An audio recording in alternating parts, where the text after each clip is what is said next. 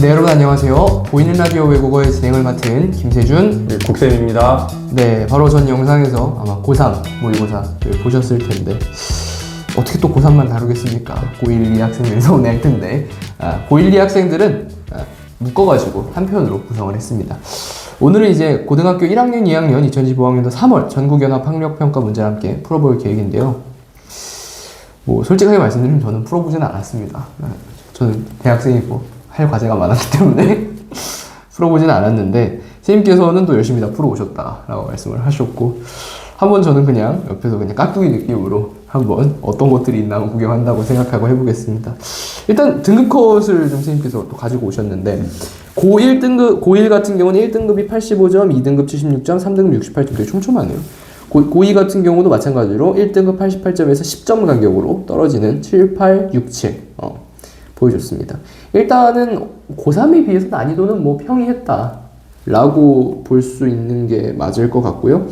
저는 사실 고1 문제를 생각을 할 때 좀 염려를 했던 게 이제 고1부터 개정 2교육과정이 적용이 되기 때문에 혹시라도 시험의 포맷이 좀 완전히 바뀌면 어떡하나라는 걱정을 했었는데 뭐 전혀 그런 것 같지는 않고요. 진행이 됩니다.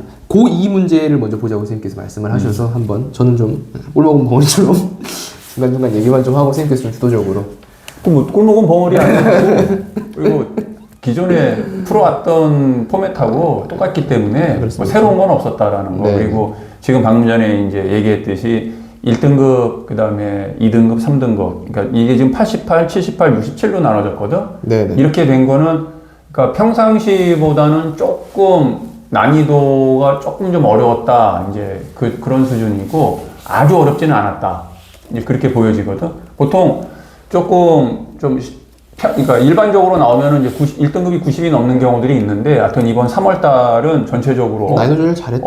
1, 2, 3학년 전체가 아주 이렇게 쉬운 문제들은 아니었다라는 어떤 그런 판단이 들고 근데 이제 아무래도 전문가들이 보는 입장에서는 아주 그렇게 어려운 문제는 아니었다라는 생각이 들고 그 대신 이제 2학년에서 고등학교 2학년에서 좀 특이한 케이스가 뭐냐면 문법 문제가 이제 5문제가 나오거든. 1, 2학년 같은 경우는. 네네. 그러니까 포맷이 1번부터 10번까지는 화자. 그 다음에 이제 11번부터 15번까지가 문법. 그리고 나머지가 이제 독서하고 문학으로 이렇게 나뉘어서 1, 2학년이 이제 출제가 되는데 그런데 지금 고2의 고2하고 이제 고1하고 공통점은 뭐냐면 역시 오답률이 제일 높은 한 80%가 넘는 뭐 이런 것들은 이제 독서 문제에서 나오고 그 독서 문제를 두 개가 다 공통적인 게 뭐냐면은 그림이 나와가지고 이제 나와 있는 텍스트하고 같이 연결을 해서 해석하는 문제. 그게 이제 두 개 다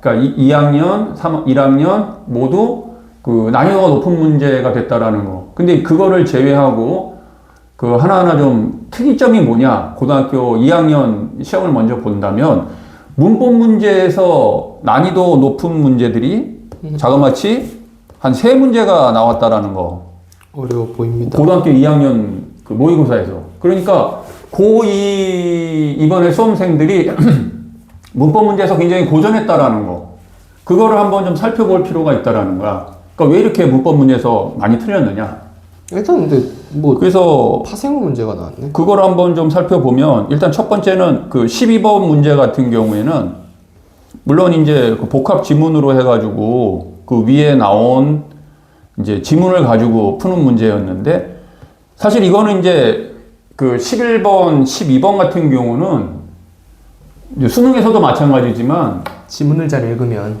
지문을 잘 읽고서는 풀어야 되는 거고 사실 이거는 단순히 문법 문제라기보다는 내가 항상 강조하는 거는 이건 독서 문제다 따지고 보면 그러니까 글을 잘 읽고서는 이제 적용해서 푸는 거기 때문에 독서 문제라고 이제 생각을 하는데 물론 독서만 가지고는 안 되지 바탕 지식이 있어야 하기는 하지만 어쨌든 독서와 연관된 문제인데 12번에서 좀 틀렸다라는 거. 근데 항상 이런 문제의 핵심은 뭐냐면 해석이 나와주기 때문에 그러니까 현대어 해석이 나오잖아.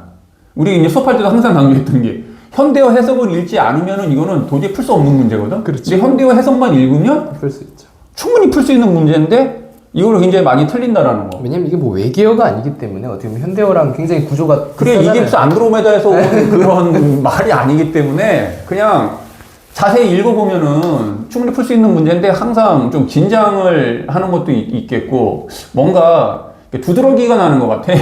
학생들 입장에서. 그래서 그런 문제를 한번 살펴봐야 되고. 그 다음에 이제 14번 문제 같은 경우에는 파생어, 접사, 이거 나오는 거잖아. 그런데 이거는 이제 순서도식으로 만들어가지고 좀 시간이 좀 걸리지. 시간이 걸리는데 차근차근 하다 보면 그렇게 어려운 문제가 아닌데도 불구하고 14번 문제 같은 경우에 이게 이제 오답률 2위라는 거예요. 이게 근데 사실 이게 상대적인 것 같은 게 고3한테 냈으면 절대 오답률이 2가 안 나왔을 그렇지, 거예요. 고3은 안 나오지. 이게 저도 나도 국어를 할 줄 알지 않습니까?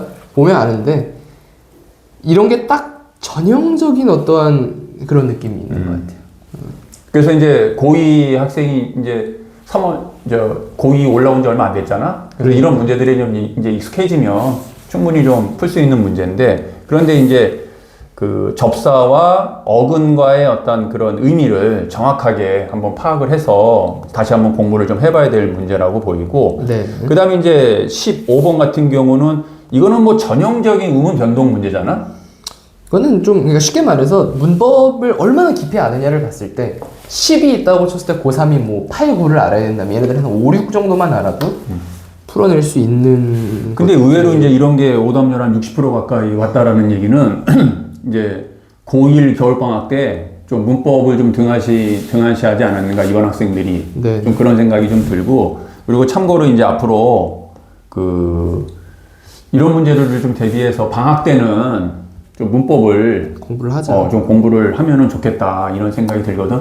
그래서 이제 고1 넘어가기 전에 좀 총평을 하자면 그냥 평상시에 나왔던 어떤 모의고사 문제들하고 특별한 차이는 없었다. 이번 고2 모의고사 같은 경우. 근데 참 특이하게 문법에서 학생들이 많이 틀렸다라는 거. 그러면은 이제 답이 나오잖아. 그러니까 다음 모의고사나 이런 거를 대비할 때 뭐에 좀 중점을 좀 둬야 될지. 그리고 역시 이제 우리가 고3편에서도 얘기했지만 전체적으로 문제를 분석을 해보면 꼼꼼하게 평상시에 글을 읽는 연습들을 계속 해줘야 된다. 그러니까 누군가의 표현에 의하면은 이게 글을 꾹꾹 눌러서 읽어야 된다라는 되게 좋은 표현이라는 생각이 들어.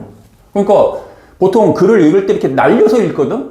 날려서 읽으면 절대로 모의고사나 학교 시험에서나 좋은 성적은 거둘 수 없다라는 날림으로 읽으면 안 되죠. 그래서 꼭꼭 이렇게 눌러가면서 진짜 집중해서 읽는 연습을 해야 돼요. 그러니까 확 집중해가지고 몰입해서 읽을 수 있는. 그렇지. 그래서 그러한 몸의 컨디션도 만들어주고, 그리고 항상 강조하는 거지만 아침 기상 시간도 너무 이렇게 늦게 일어나가지고 학교에 가서 시험 보다 보면은 이 뇌가 활성화가 안 되다 보니까. 저는 기억나는 게 수능 당일에 진짜 일찍 일어났던 것 같아요. 몇 시에 일어났더라?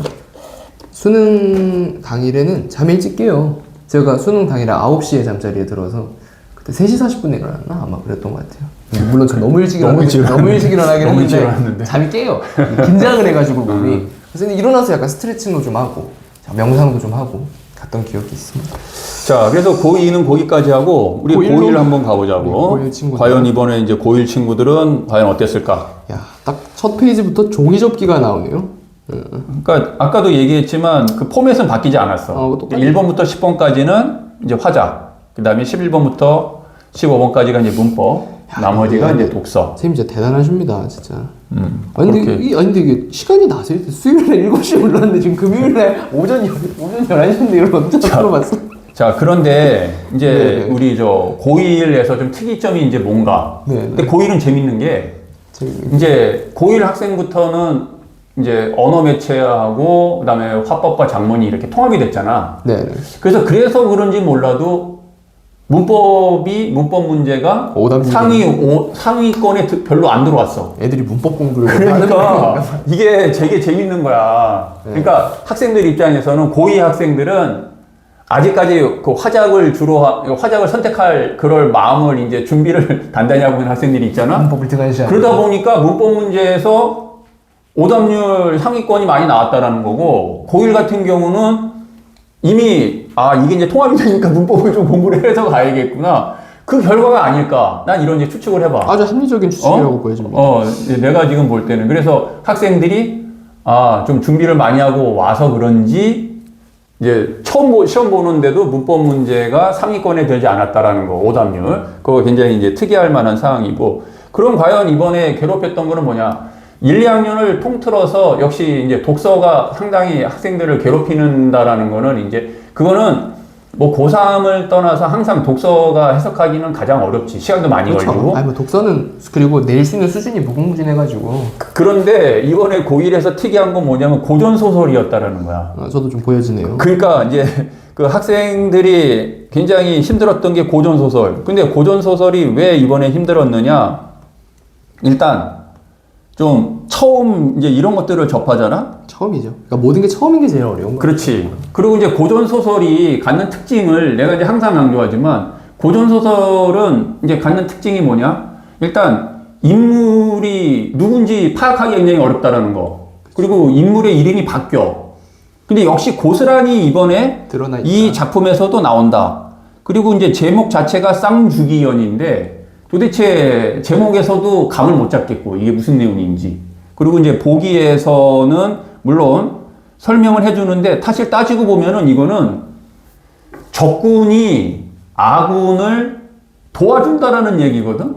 그러니까 나오고 이제 분명히 이 소설에서는 이제 선과 악, 그 다음에 이제 아군과 적군이 이렇게 나눠지잖아.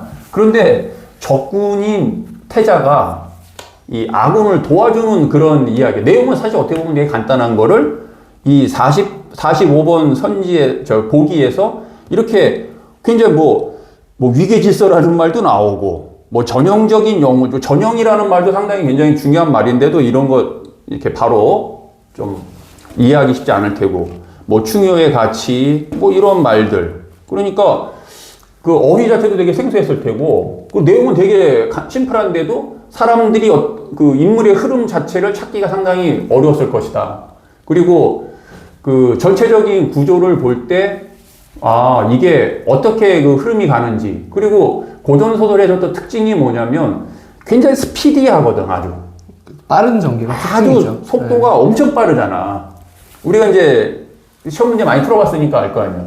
그런 게 이제 고스란히 들어있는 게 바로 이 쌍주기연이다. 그래서 학생들이 이제 전체적으로 봐가지고 이제 어려울 것 같다. 그래서 이 세 문제 자체가 그러니까 여기 이제 43번부터 45번까지 문제가 상위 10등 안에 다 들어간 문제라는 거.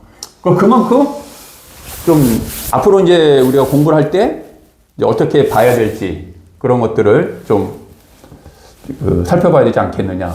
전체적으로 선생님 말씀 정리를 해보면 일단은 필수적으로 문법이 포함이 된 탓인지는 모르겠으나 어쨌든 문법 문제 오답률이 2학년에 비해서는 떨어지고 그 다음에 역시 처음이라 그런지 고전 쪽에서 오답률이 높게 나타났다. 따라서 뭐 좋은 성적을 앞으로 거두기 위해서는 꾸준히 고2 학생들 같은 경우는 문법 공부 좀 열심히 해야 되고 그 다음에 고1 학생들 같은 경우는 고전 공부 좀 열심히 해야 되고 이렇게 정리를 좀 해볼 수 있겠네요. 그리고 이제 마지막으로 정리를 하자면 네. 고등학교 1학년이든 2학년이든 3학년이든 국어라고 하는 과목은 정말 내 눈으로 아주 정신을 똑바로 집중해서 항상 이렇게 꼭꼭 차분하게 정확하게 읽는 연습을 해야 된다. 그렇게 결론을 내리고 싶네. 알겠습니다. 네, 오늘은 고1, 고2 모의고사를 한번 봤습니다. 네. 어떻게 보면 뭐 고3이 아니라서 모의고사 뭐가 중요해라고 생각할 수도 있겠지만 모의고사라는 게 가지는 가장 큰 의의는 전국에 있는 학생들 중에서 나의 등수를 명확하게 파악해 볼 수 있다는 매우 큰 장점이 있는 거예요. 왜냐면 저도 어제 친구들이랑 이제 좀 했는데 외고 국제고 나온 친구들이 저희 학교엔 진짜 많거든요. 얘기를 해보면 정말 내가 우물안의 개구리였구나라는 생각도 들고 세상엔 정말 공부 잘하는 애들이 많고 우리가 끝내 대학교에 들어가기 위한 경쟁은 걔네들과 해야 되잖아요. 그렇기 때문에 전국에서 나의 위치가 어느 정도 되는지를 파악하는데 이만한 바로미터가 없다고 생각합니다. 그래서 고1, 고2 학생들도 그리고 뭐 우리나라에서만 경쟁할 건가?